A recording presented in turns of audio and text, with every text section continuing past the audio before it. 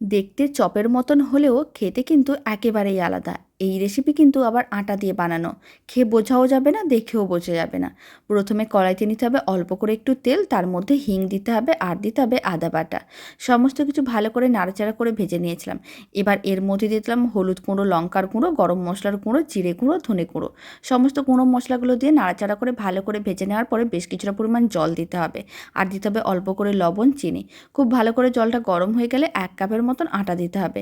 আবারও সমস্ত কিছু ভালো করে মিশিয়ে একটা ডো রেডি করতে হবে।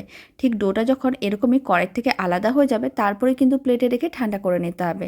ঠান্ডা করে নেওয়ার পরে এর মধ্যে দিতে হবে কুচনো ধনেপাতা আর সেদ্ধ আলুকে গ্রেটারে গ্রেট করে দিতে হবে। খুব ভালো করে মেখে নিতে হবে।